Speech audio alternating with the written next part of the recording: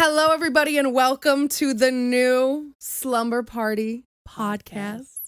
My name is Diana Bidea. Some of you may know me already. And I'm Kat Capone. And we're so excited to be your co-hosts. This is exciting for the both of us. This is exciting. I'm a little bit of a liar, right? Because I said for years I would never do a podcast. She did. Here I am.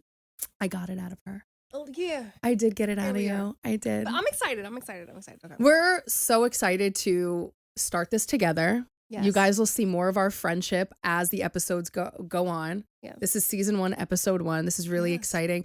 We have been talking about this for a minute. We have. And those of you who know me from Coffee Talk know that I had a lot to talk about, but I felt like I needed someone there to bounce things off of because I felt like I was going crazy. Like I could only talk about my own mind for so long. And me and Kat would be sitting alone, we're literally wherever we were, and we wouldn't be able to shut up for hours. We talk for hours. For hours. And I was like, we were like, people need to hear us. You know what I love the most is like we interrupt each other, but we both have like ADHD. So but it's like cohesive. So we're just like, no, it's fine. Go ahead. It's fine. I feel like people don't, I'll do my best not to interrupt you, obviously knowing that this is a podcast. Yeah. But it's like if I interrupt her or if she interrupts me, I'm like, I'm not offended because I know she has something good to say. I'm like, interrupt me. Same. You know? No, it's But we'll try not to annoy you with that. I was looking up reviews of other podcasts and people were like, this girl interrupts this girl all the time. I was like, all right, so that's something I gotta work on. Sorry. Okay. So maybe we should start with like our intention for the podcast, like what we're most excited about, and then we'll dive into our first segment, which is gonna be about the Met Gala. What's something you're looking forward to with the Slumber Party podcast? Such a difficult question. Girl, get it. Girl, how many times have we said something like, say something nice? I don't know. I don't know. And it's just a new venture for me. So I'm like, I'm nervous, but I'm excited. I don't know. I'm very like, I won't do something unless I'm like, I know like what'll happen next. And this is very like, I don't know. Can I almost answer this question for you? Go ahead, tell me. I'm excited for people to not only like learn who you are, but also for you to like reconnect with, because you know you're a fucking badass. Oh, thank you. You know you are. Don't act humble, bitch. So are you. Don't sit here and act, please. But I'm so excited for you to like even spread your wings more, because the Kat I know that you guys are going to learn to know is like the most motivational, greatest opinions, great advice giver ever. You. So I'm excited for that for you to also like realize new things about yourself. It's funny because I feel like I'm in that point of my life where I am like relearning myself and letting go of whoever I was prior to. Mm-hmm. So, yeah. Look at us. Who'd have thought? Me. Us. No, you did. Literally the second we met each other, we never shut up. I know. It's the truth. I would say my intention and what I'm looking forward to the most is to see my carpal tunnel is acting up. Go ahead. Oh, I thought you said, Kat's carpal tunnel. Sorry, go ahead. I would say probably to see where this takes our own individual careers. Oh. Because we're such versatile people. And I think I've said this before and I'll say it again. I haven't really found many podcasts that I like because some of your faves out there bore me to tears. They bore me to tears and nobody's having conversations. They're afraid to have conversations. Mm-hmm. Or if they have them, it's stuff I've heard before, stuff I've thought already. Mm-hmm. And the only person that I've had those conversations with, or, you know, either my friends or specifically Kat, I'm excited to see what this does for our personal endeavors, because I know that this is really only the beginning. As corny as that sounds, like, I think that this is a really evolving stepping stone for the both of us. Yeah. It feels like a really right step. Okay. Shout out to us. Cheers. Go team. As we dive in talking about fashion, I'm sitting here with my nails looking very fakakta and an all that t-shirt, but here we go. Nothing's better than that. An all that t-shirt is exactly what it's exactly the vibe. Everyone should have. All right. So yes, this past Monday Yes. was the Met Gala. Mm-hmm. The Met Gala. Mm-hmm. And we're in the presence of somebody who grew up on the Upper East Side. I did. So just for a little bit.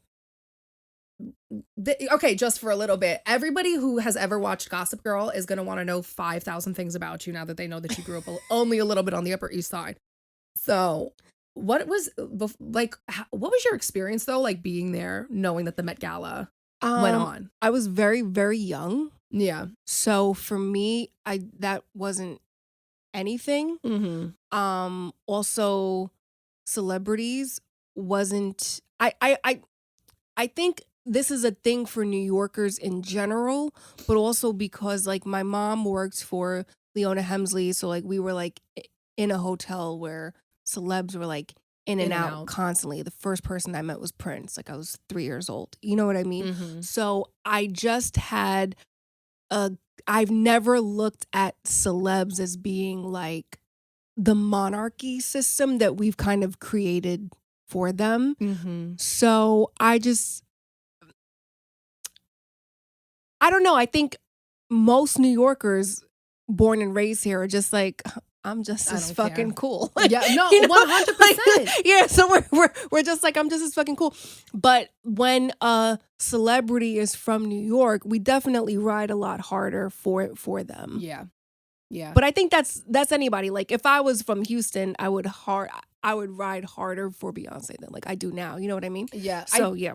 I do think though there's a bit of a difference because you know something about people from New York and New Yorkers is that no matter how big they get, they never think they're too big for New York. People that are not from New York, they come here and they're like, I don't take the train, I don't take the subway, I got a private car, I'm not touching no railings, I'm not that. But the people that are born and raised from New York, you see them on the trains, you see them in the parks. Adam Sandler's down at West 4th all the time playing basketball. You bump into people all the time. You know who I've seen on the subway many times?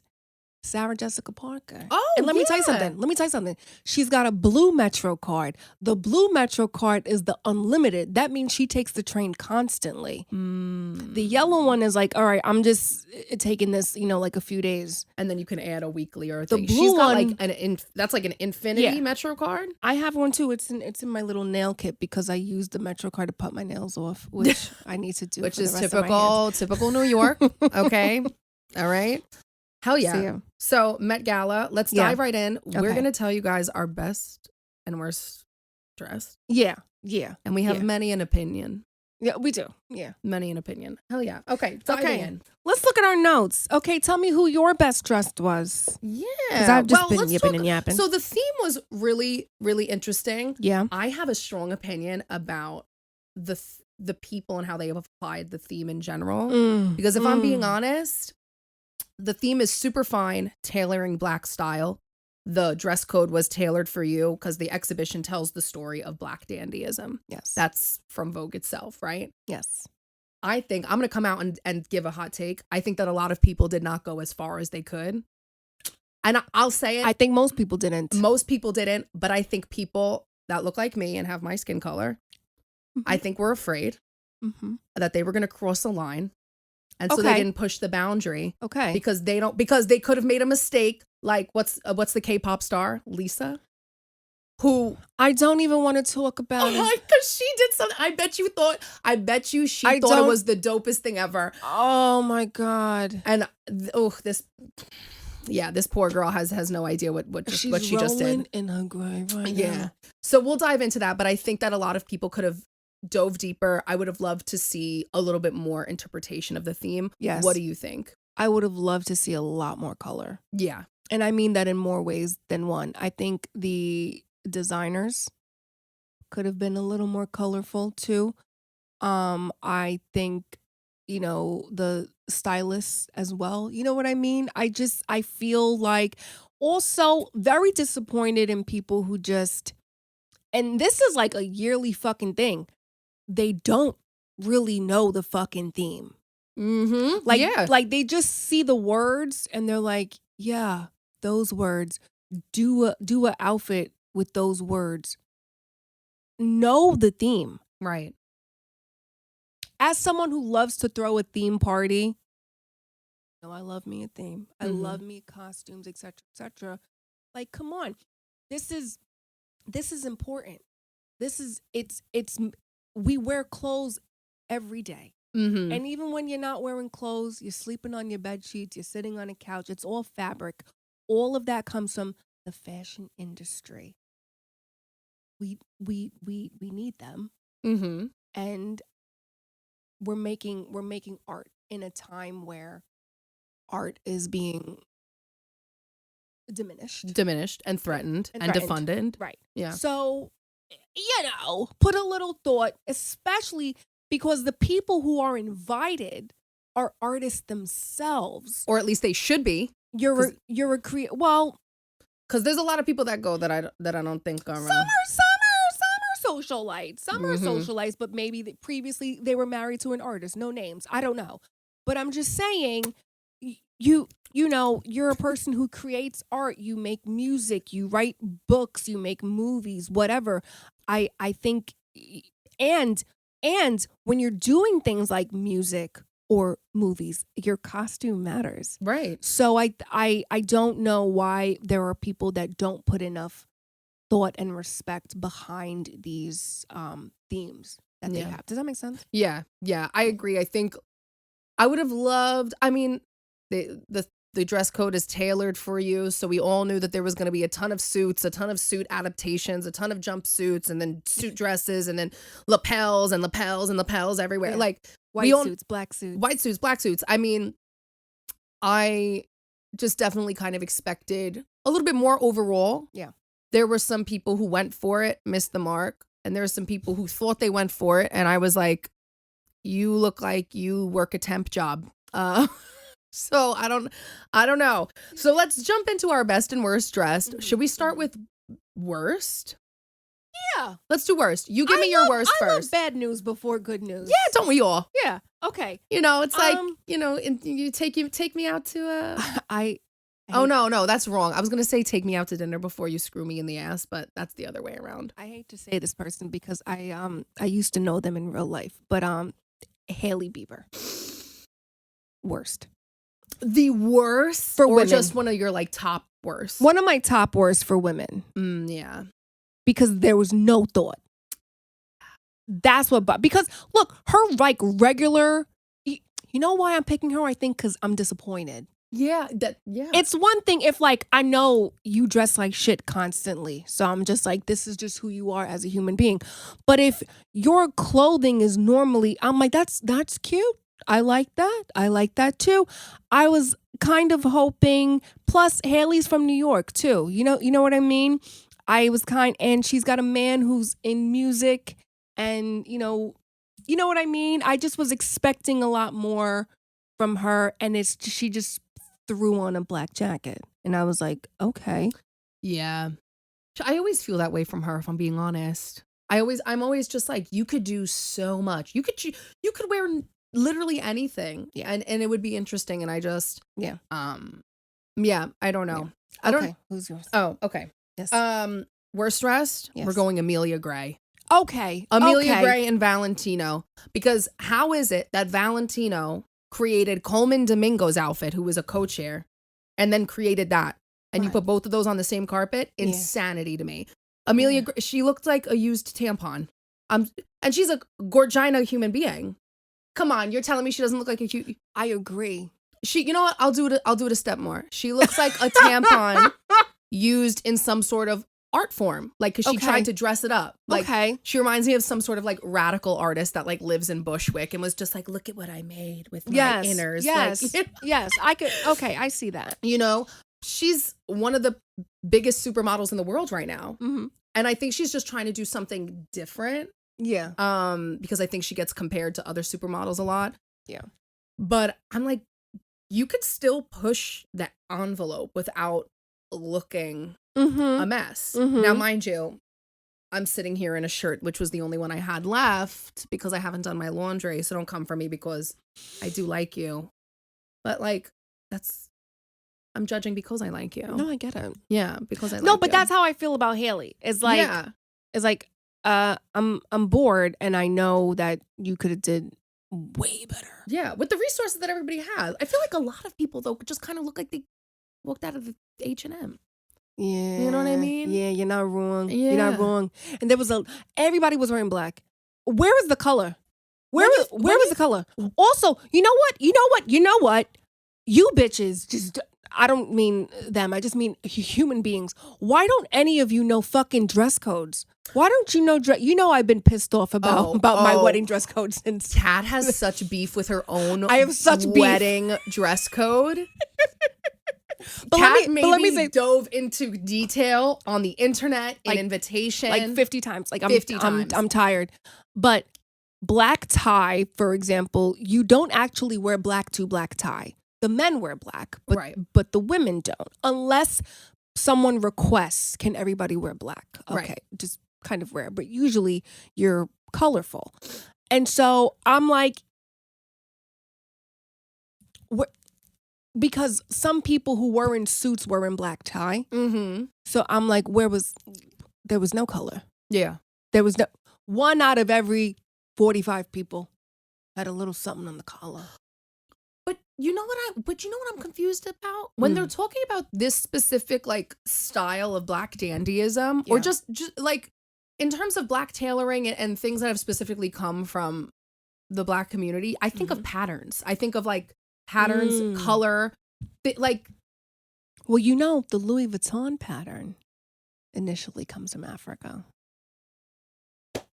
Yeah, a lot of patterns in fashion come from Africa. Oh, well, of course. Yeah. But see, this is what I'm saying. I'm like, I would have loved to see more of diving deeper into the theme rather than tailored for you. So let's tailor a suit and let's just make the dimensions more exaggerated. Right. But like I saw everybody in it. Who else do you have on your list for worst dressed? It was a man. Oh no, a man. Yeah. Honestly, I don't want to like disrespect him. I don't want to say his name wrong. Jacopo Venturini. Oh, okay. He had on like a fucking robe, okay? It was given, I don't know what it was given. It was given, I'm sitting on my couch with my cat. It was that. That was upsetting to me. I was bored. Listen, I'm sorry. Robes outside of the home. Unless you're Hugh Hefner. Right, died with Hugh Hefner. That's exactly what I'm saying. Robes outside of the home died with Hugh Hefner. Yeah, nobody's gonna do it like Hugh. I'm sorry. Right. And his was red. It's very specific. Very specific. I mean? So he always looked dapper. Always did. Speaking of, the man never looked like he smelled like an old man. Exactly. Okay. I would say another one for worst dressed. Hate to do it to you. Oh, I got a couple actually. Oh, okay. I'm gonna throw them in real quick. I only wrote two because there was a lot. There was a couple. There was hard to choose from, which is really sad. But there was also a lot to choose from for best dress. There was. I will say Gayle King. Okay. I don't feel bad about saying that though, because like, have you ever been to space? No, Gayle. Eggs are $12. Please. Once you go to space, maybe you'll know. You sound like Kim Kardashian. Like, if you had a job, then you would know what it's like to run a business. She's like, maybe if you guys went to space. All right, Gayle. Enough. Gayle King didn't look like it fit her. Wasn't a fan of the tone. She had a pop of color, but that it was looking too costumey to me. Yeah. Yeah. Kendall Jenner's another one. The reason why. Kendall Jenner, another one. She could wear anything. Stunning girl. They said that it took them 6 sketches to get to her dress. And I'm like, 6 sketches? And they said, they had a reference. Oh my God, what was the name of her reference? She was a queer icon. I forgot her name. I'm sorry. You guys are going to hate me for this. Ursula. What? Ursula. The octopus? Yeah. No. They were using come back here, microphone. They were using they sent this statement to Vogue, which tells me that they had prepared for her to get some sort of like just bad press and they stepped out ahead of it. PR is an incredible game. But they had said that it took them 6 sketches and that they wanted to grab inspiration from this queer icon of the time, a female dandy. And when I tell you that outfit looks nothing like what this woman wore, at all, ever, not even remotely close. And they're like, well, we wanted to exaggerate the dimensions. I was like, nothing on that outfit was exaggerated. It just looked like a suit dress, which is fine, but like we could have done more. Yeah. And yeah, that's my only other one. There was another woman who had like who looked like a Ursula. I don't even care enough to know her name. Okay. Anyone else? No. Shall we give best? Yes, I'm ready for best. You go first. Okay. I'll give you my roundups. Okay. Coleman Domingo Valentino. Okay. Lauryn Hill. Jenna Ortega is another best dressed that I felt like nobody was talking about. I did like her dress. I did like it. She was in metallic It was very rulers. interesting. Yeah. Metallic rulers, which was Balmain. I thought that was interesting. It was interesting. Tiana Taylor. Duh. Obviously. My big best dressed, Janelle Monáe in Tom Brown. I liked her fit. Easily. I think her reveal was awesome. She always goes all out for the Met Gala. She does. But she's a fashion girly. Yeah, she's a fashion girly. She knows her shit when it comes to that. Yeah. Yep, definitely. What about you? Number one, hands fucking down, Tiana Taylor. Fuck yeah. Just she knows how to do it. She does, and she does it well. She does it well. I think also it hits home for her because she's from Harlem. She's very proud from Harlem. And a lot of the style that they're exhibitioning has a lot of it has derived from Harlem. From Harlem, exactly. So I felt like she had a personal stake in this. For sure. She looked incredible. She looked great. Yes. Who else do you have? Like, any honorable mentions do you have? Okay. Jodie Turner-Smith. Baby girl. Yes. I loved that. Coco Jones. Loved her. Yes. Listen, I got to tell you, Joey King wasn't playing games. She wasn't playing games. I loved it. And for men, Dapper Dan. Always. And Babyface. Always. I was actually surprised at how much I liked Babyface. I wasn't expecting that to be. Yeah. Dapper Dan, of course. Of course. Yeah. I mean. But yeah. Yeah. I will say Dapper Dan was probably one of the people that most of the people on the carpet were referencing. Yes. You know what I mean? I will say I would have liked to see more references of Andre Leon Talley. Oh, this is what I was hoping from the men. Yes. I was hoping the men. It was like cut out for them. I think that's a big reason as to why I'm annoyed at the lack of color. But this is also something we see every year. The men, they just show up in the suits. Just the regular. And I'm just like, okay. Oh, you're wearing a tux this time. Oh, it's white tie, so you got a little tail. Okay. Oh. I'm bored. That was me. I felt it happening. Okay, okay. It was the spirits. The spirits are upset. So sorry. Andre Leon Talley was just like, be quiet, girls. No, he's agreeing. Yeah, you're right. There's a famine of beauty. That's his best quote Yeah. ever. Oh my God. Okay, so obviously me and Kat are both New York girlies. And so, Kat, I feel like it's only right for people to get to know both of us, but you also, about I want them to know like your knowledge on the city, because people have so many opinions about New York and New York City, and there's all these influencers, and I think people want to hear it straight from the people's mouths. So I want to hear like your biggest irritation about what people have to say about New York. Like, what's the biggest, I don't know, misconception about New York to you? It's really 3 of them. Okay. But I'll make it 2 because the third one's not. It's whatever. The first one is that New Yorkers are rude. I can't stand this one. Because it'll be like, oh, I'm on the train at 4 a.m. and nobody said good morning to me. Get the What do you need that for? Right. What do you need that for? Right. You're weird. Okay. Please. I hate when people say this about New Yorkers. And then it'll be like, oh, somebody pushed me. You were probably walking really fucking slow. and you're in their way. Sounds like a fucking personal problem. You, I don't think you've ever encountered anybody rude in your fucking life. Really? Clearly. Because what do you mean? I also just think people who say that have no self-awareness in the city. Usually. You're in a city that people are in really close quarters with one another 24/7. So you have to be mindful of the people around you. So yeah, when you guys are walking in New York and you're taking up the entire sidewalk and there's 5 of you spread across like a human centipede. Doing your selfies. And people push you out of the way, it's because you're not being understanding that there are other people on this sidewalk. And in order for people to get around you, we got to go in the street? People got to go to work. Right. Okay? They got to pee. They got to eat. Right. They have to catch their train or a bus. Come on. Okay? Also, the whole New Yorkers is mean thing, or New Yorkers don't talk to me, is so funny to me because, like, also, if you what wake is up, it you bitches want to talk about?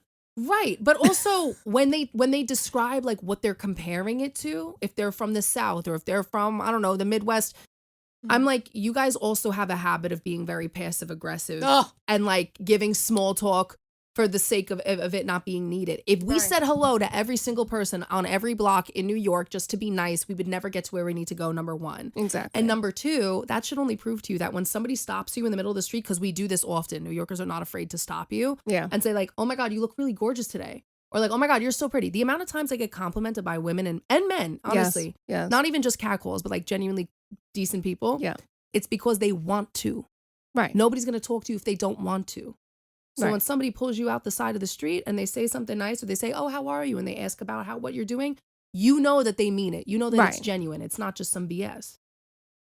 Yeah. They're not just talking to you to get information so they can go back and report to their loser fucking group chat. Mm-hmm. Okay? Mm-hmm. The second thing, I don't know how to properly explain this, but I don't like the way people think that if you grew up in a borough, that means that like you're poor or you grew up in the projects or you've never seen a tree before or blah, blah, blah. That's it's such a weird thing. Clearly you've never been, and okay, fine. But to even let that come out of your mouth is nuts to me. Every borough, including Manhattan, has mansions and they also have projects. And there are extremely wealthy people that live there and also people who live in fucking poverty. Mm-hmm. And sometimes they live right across the street from each other. Mm-hmm. And sometimes their rent costs the same. Right. You know what I mean? Like, it's something that blows my mind. And also, this isn't just from people not from New York. This is also a thing from people in New York. Mm-hmm. People who don't travel outside of wherever the fuck they live. They think this is how certain places in New York operate. And it's like, I want to call you an idiot, but you're just ignorant and you're fucking wrong. Right. You know, like, yes, I spent a lot of my childhood on the Upper East Side, but I also lived in the Bronx. And the second I mention the Bronx, people either think I grew up in the South Bronx, and then they have misconceptions about that. And then they assume I lived in the projects, and they'll say things like, you ever seen a tree? You ever seen anybody get shot? What kind of question is that? You kiss your mother with that mouth. Right. What do you mean? Like, So yeah, that I hate that. I hate both. Yeah. Tell me yours. Oh, mine? Yes, please. Ooh. Oh, wait, I haven't thought about one. Oh, wait, no. You asked me, you didn't think about your own? No, wait, no, I just had one in my head, actually. But I can't find it. I need to find that. All right, it'll come back eventually. Okay. I have a lot of them. Yeah. I think like, this is the one. Okay. When people, specifically people from out of state or people that do not travel into the city often, specifically people from Long Island, Jersey, Connecticut. I grew up on Long Island, so I know. Westchester. Anybody visiting the city, anybody that doesn't is too afraid to travel outside of Midtown. If I hear one more of you talk about, oh, New York City is so dangerous, let me explain something to you right now. You thinking that New York City is so highly dangerous shows that you are a victim of the media. Does New York have crime? Absolutely. But when you look at how many people are in New York City, how many people take public transportation, and then you look at how many people populate this city per capita and cause crime, we have one of the lower crime rates in the country per capita, per condensed area, as opposed to other cities that have barely a fraction of our population and quadruple the crime. So let's say, if that sounds like gibberish to you because it's above your IQ level, let's say we got 100 people in New York City and 100 people in Baton Rouge, Louisiana, or wherever.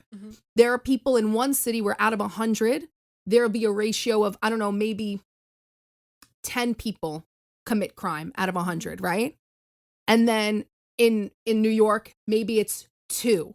But because there's 9 million people here, you multiply that 2 underneath 9 million, it really looks like a lot. But if you got less people, that 10% overtakes more crime. It's a bigger fraction. So people saying New York is dangerous, I'm so sorry to tell you that your media has worked. The propaganda is working great for you because that's a lie.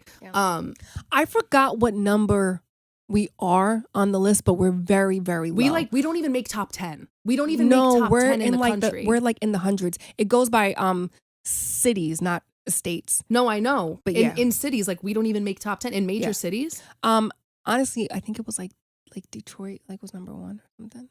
Detroit, I think Baton Rouge was up there. Okay. St. Louis, I think, is up there. Okay. So but yeah, we do have so many fucking people. You know what I wish? Many people. You know what I wish we could do is the people born and raised here be grandfathered in for like rent, mortgage, whatever. I agree. And then the people, because to me, the people that ruin the city are the people moving here from other states. Right. Not the people moving here from other countries. They're great. That's what made New York in the first fucking place. Absolutely. Was immigrants. Yes. But the people who come from other states and then they try to bring that state to New York, that's a problem for me. Oh, it gets me. Can I add on this? Yes, please. The thing about New York, the thing about any neighborhood in New York, I'll even dive deeper. You do as the Romans do. Right. Okay. Every neighborhood in New York is so particularly itself. The Lower East Side has a different energy than the East Village, even though they're right next door. Okay. Yeah. Harlem has a very different energy to Upper West Side, to the Upper East Side. Central Harlem versus East Harlem, vastly different. You do as the Romans do. Me, I understand I'm a guest in the neighborhood that I'm in.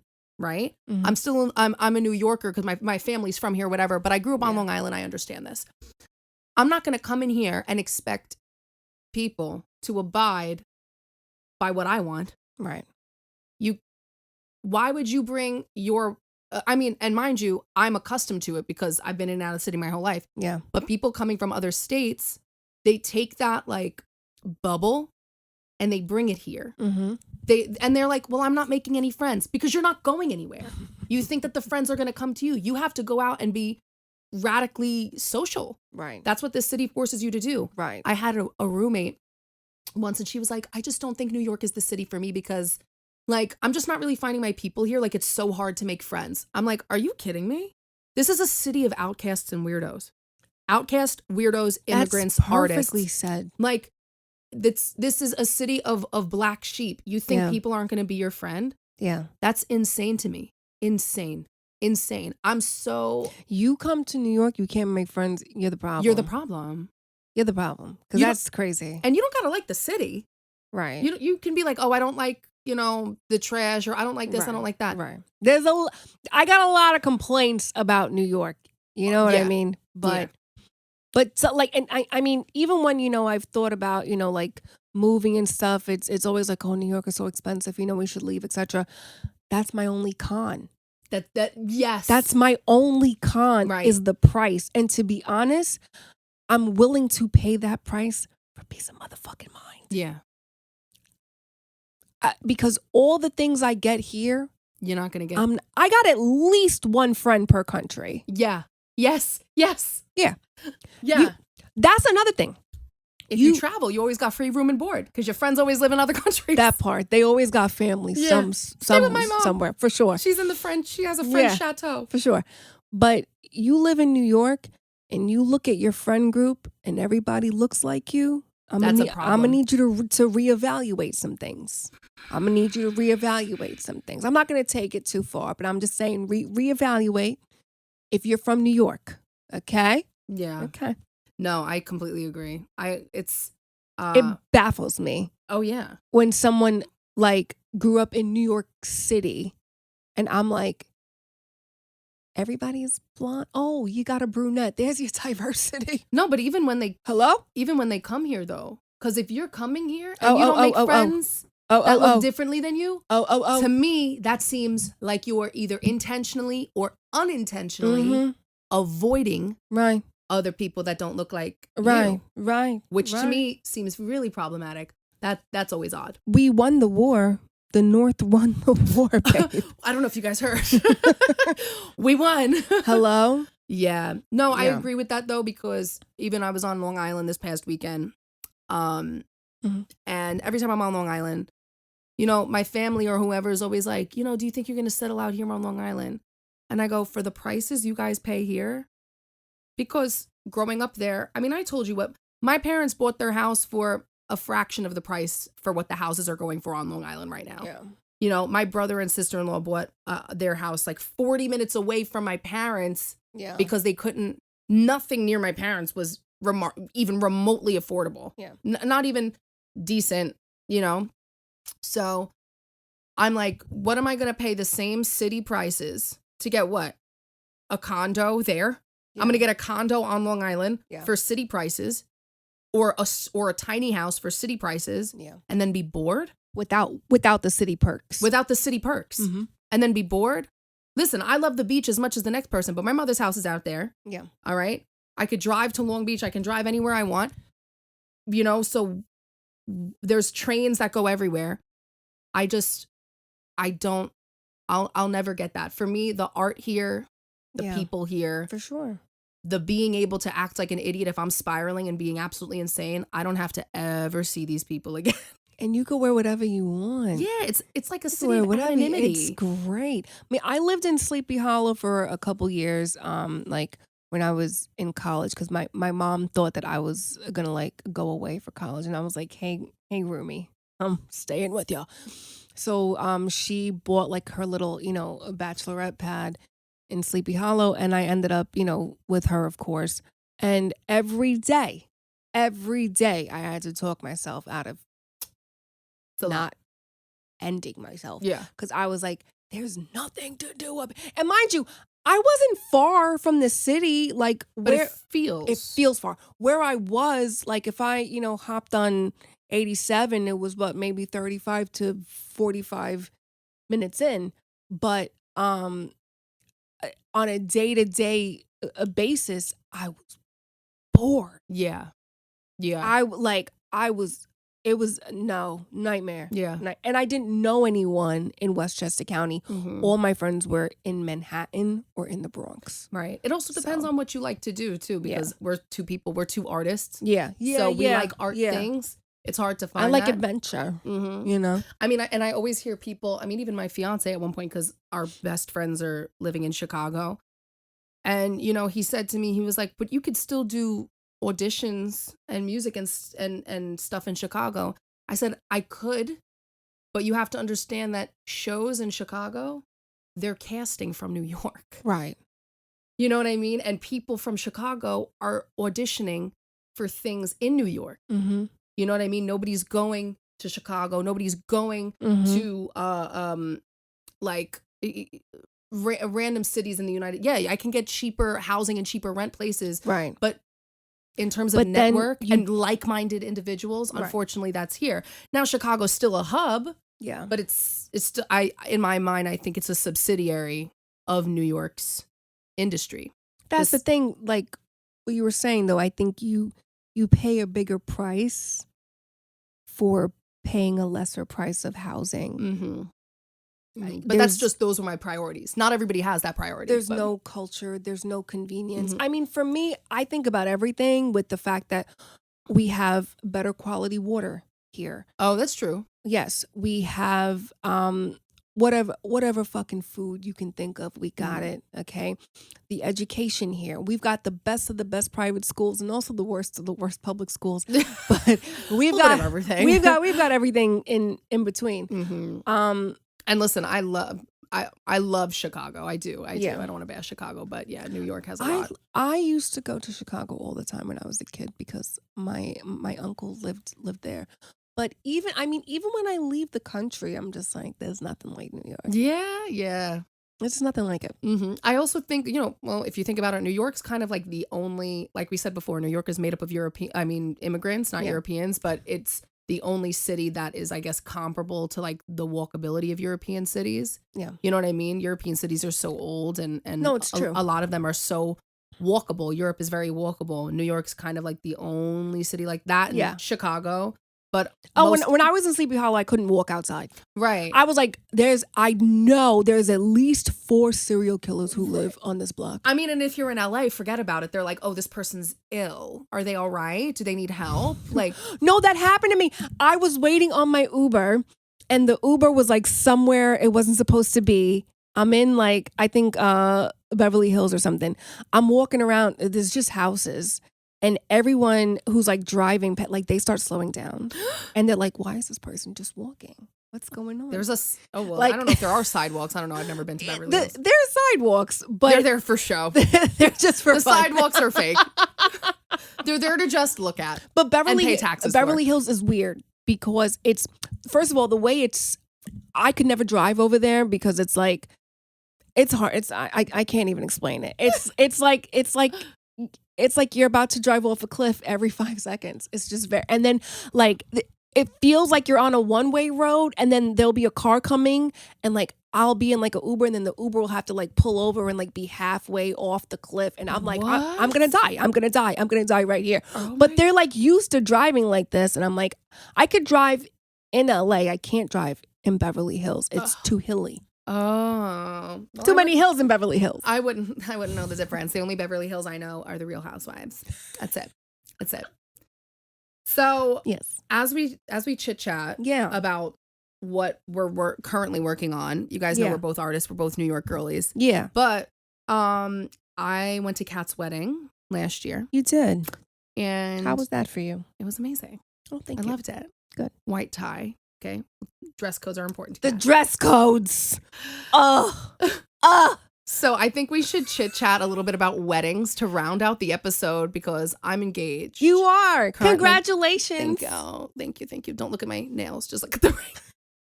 My nails. I bite my nails. I just close these down, right? So what? Yes. Like, what's something that you learned immediately while planning your wedding? Because I'm learning so much.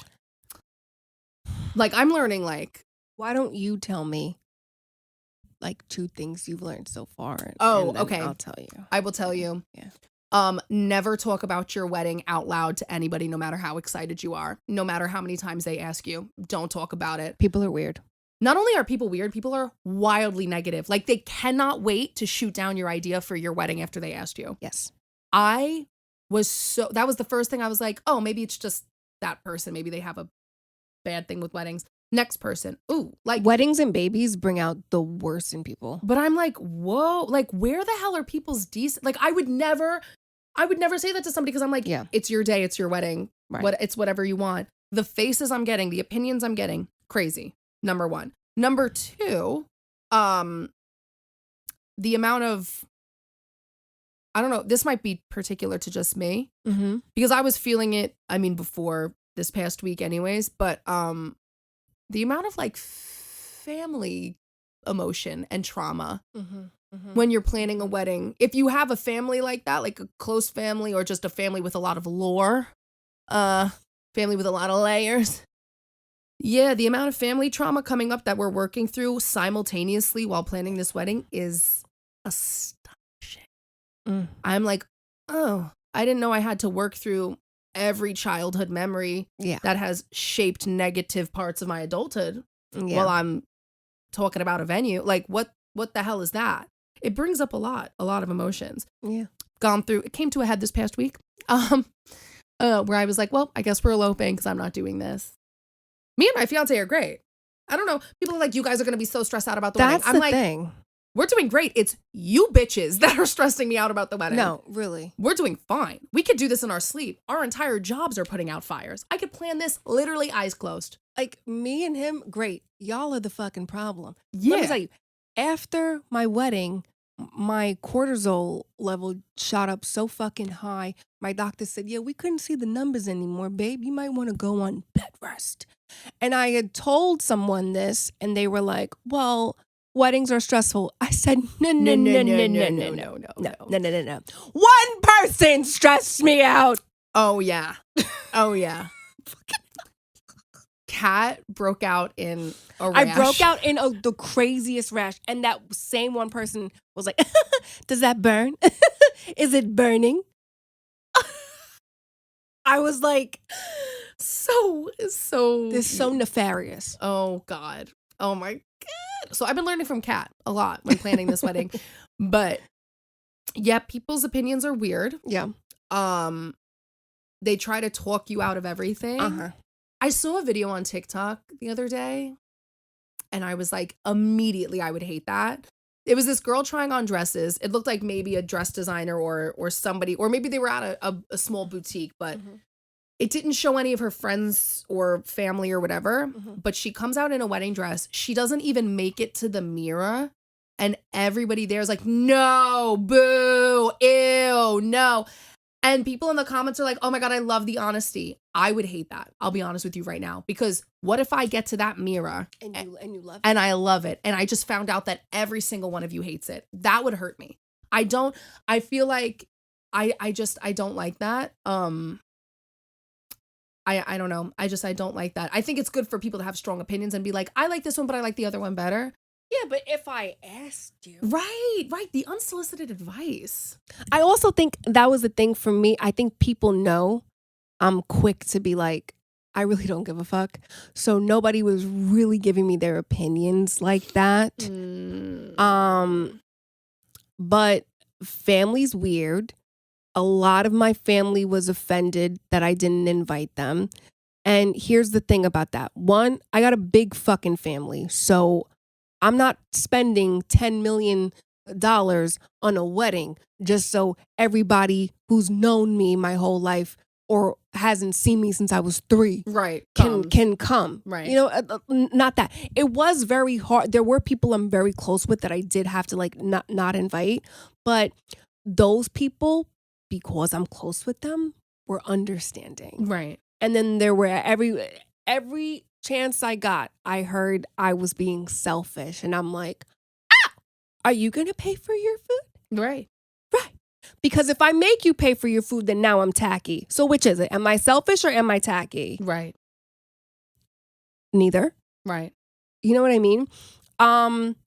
So what I learned is people are fucking selfish and they make your events about themselves. Oh, yeah. Especially weddings and babies. Yeah. And that to me was like, oh, I had no idea it was your wedding. And I bent over backwards to make other people feel special. And no one did that for me on my wedding. No one. In fact, you know what's crazy? I have a tumultuous relationship with my grandmother. Okay, because she was very abusive to me when I was a child. But the funny thing was, she actually came through wedding day. She said to me, "Did you get, because you do like something old, something new, something borrowed, blah blah blah blah, right?" And I was like, my mom, did this, et cetera, et cetera, et cetera. And she goes, nobody gave you a something borrowed, blah, blah, blah. And I was like, no. And so when they went back home, she went and got her engagement ring and brought it back for me to wear. That was my something borrowed. So that was like the person who like hates me the most in the world did like the most special thing. Wow. But You know what's funny about people that have that type of personality is that on big days, they always somehow step up as opposed to other people. That's something I've noticed is like, my grandma's been waiting on this day since I was a baby. exactly. So Because like, a lot of it has to do with their ego. But that's what I'm saying. Like at the end of the day, I know what she did was nice, but also this wedding was about her. Yes. Okay? It was about her. My grandma wanted to know why I didn't invite her friends. Mm-hmm. I was like, who? Weddings are like political statements to older people. They're so confused as to why younger people like, we're like, we don't want to invite kids or we don't want to do this. And it's like, oh, I asked, my mom was like, how many people are you inviting to your wedding? Gave her the number. She goes, did you invite any friends? I was like, the fuck did you just say to me? She was like, did you invite my friends? I was like, oh, yeah, I did. Yeah, I included them. She goes, oh. I go, why? She goes, that just sounds like a really small wedding. Meanwhile, I talk to my other friends, my like close friends, and they were like, Diana, that's a big wedding. Yeah. I go, Mom, how many people did you have at your wedding? She goes, I had like 325. I was like, yeah, and you probably exchanged 3 raspberries and a branch from your backyard for it. So I don't want to hear it. What do you mean you had 325? You're complaining to me about why I haven't invited that many people to my wedding. And you and Dad both worked one job, not a crazy job, not an amazing job, just average jobs, average beginner jobs, dare I say. Dare I say you were both in the workforce for, I don't know, 10 years, right? They got married in their early 30s, 30, 31. You guys owned a house, I think, before you got married or owned an apartment or something. And that not only with those 2 jobs, just single, easy jobs, were you able to pay for a full wedding for 325 people. You were then able to purchase homes after that. You purchased a starter home, you sold it, flipped it, purchased another home, sold it, flipped it, and then you bought the home I grew up in. You're sitting here complaining to me about why I haven't invited more people? Millennials can't do that. Are you crazy? Are you crazy? And I mean, don't even get me started on talking to them about the cost of living. Because listen, I'm on the cusp of millennial and Gen Z, and I hear it from every end where I'm like, the fact that people aren't understanding the cost of living today it's making me want to act. I want to commit a crime. I want to commit so many crimes, so much crime, many a crime, all the crime. I want to commit it. Let me do it. It's actually making me so mad. People are like, just try harder. Listen, Debbie. Just pull yourself up from your bootstraps. Pull yourself up. Yeah, I'm going to pull myself up by something. It's not a bootstrap. Grandma just could not conceptualize this wedding and the cost of things. And then she kept like bringing up why she was able to do what she was able to do. And I'm like, are you listening to yourself? Let me tell you something. My grandma was a jeweler. Her sister was a seamstress. Her father was a tailor. She's got 10 brothers who all had very good fucking jobs. Somebody's ringing my doorbell. Fuck them. What the fuck do you want from me? Nothing. All of them had very good jobs. A lot of them owned their own businesses and they were comfortable financially. So of course, your brothers paid for your wedding. Your sister designed and handmade your dress. You made your own jewelry and you didn't have to pay for shit for your wedding with 500 fucking people. So what it cost you to buy a house at that time is what my dress fucking cost. Right. Okay? Like, and I'm never gonna wear it again because I had the fucking Malocchio on me and it ripped. Which one? Which dress ripped? Which dress? My wedding dress ripped. The one you walked down the aisle in? Yes. I did. That shit cost an arm and a leg. Oh my God. Yeah. You can resell it. You can 100% resell that shit. Ripped like that? Yes. Absolutely. Women will buy it. I'm looking in the camera right now. There's a woman that'll buy your wedding dress right now ripped. They'll be like, oh, my grandmother, there's a seamstress. I don't know because it's got the evil eye on it. So you're going to want to cleanse. Yeah, you're going to have to save that Spray shit. some Florida water on it or something. Yeah. Well, this will be a journey that will be going on. We'll be talking about We'll be talking about weddings per episode. per episode. That's going to be my any wedding brands that want to sponsor me, Please do. that want to sponsor our bachelorette. Yeah. Oh, smart. I like where your mind is going. Thank you. Yeah. Thank you. Yeah. Any wedding brands that want to sponsor the bachelorette, Yeah. I will post you however you want. Yeah. You want me on top of a giraffe, I'll do it. You want me flying myself off a cliff because your Airbnb comes with a cliff diving situation? Okay. I'll do it, Airbnb, whatever you want. Well, let's be safe. Give me a parachute. Okay. That's Yeah. fine. Yeah. Yeah. So you'll be hearing a lot about the wedding, a lot about the wedding trauma. Yeah. Also, next episode or within the next month, we're going to be launching our column Yes. where you guys can write in or Yes. call in. We haven't decided yet. Yes. So if you want advice, if you want to tell us a story, you want Yes. us to talk about it, Yeah. you write in. I give great advice. She does. She does give great advice. She does give great advice. What else do we want to round this episode out? This season 1, episode 1. I can't believe What a that big day. that we're doing this. I'm That's how excited. I'm going to round it out. I can't believe I'm doing this. I'm so excited for us. This honestly. Oh, sorry. I'm just making sure we didn't miss anything. This honestly is going to be great. I'm so proud of us. Me too. We're having a slumber party. This is Slumber Party. Yeah. Yeah. I love it. And Slumber Party honestly, podcast. I love the name of the podcast. Well, yeah, because we're going to come up with so many segments that are Yeah. going to be like Slumber Party-esque. Yeah. We could do pajama nights. We could do Yes. pizza parties. I Once- love it. My dogs really just want to ruin my day, don't they? They just want to be a part of it. One of these days when we're able to record the podcast in different like places, if I have a laptop, we'll do it like outside. We'll do it in a tent. We'll do a literal we could do a live stream one night, just Ooh. a Slumber Party live stream. This is good. This is good. So with all that being said,